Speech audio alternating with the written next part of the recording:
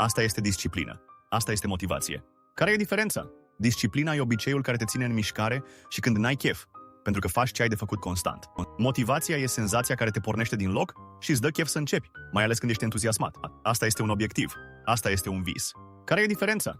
Obiectivul e un vis pus pe hârtie, cu un plan clar și un termen limită care te împinge la acțiune. Visul e ceva ce îți dorești în minte și te inspiră, dar poate rămâne doar o imagine frumoasă. Asta este invidie. Asta este gelozie. Care e diferența? Invidia apare când îți dorești ce are altcineva și te compari cu el, chiar dacă tu nu pierzi nimic.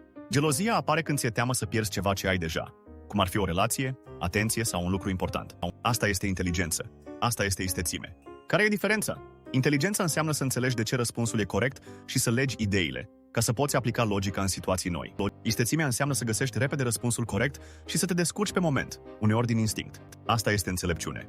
Asta este cunoaștere. Care e diferența? Înțelepciunea e când știi cum să folosești ce ai învățat în viața reală ca să iei decizii bune. Cunoașterea e când aduni informații și fapte în minte, ca într-o bibliotecă plină de date și definiții.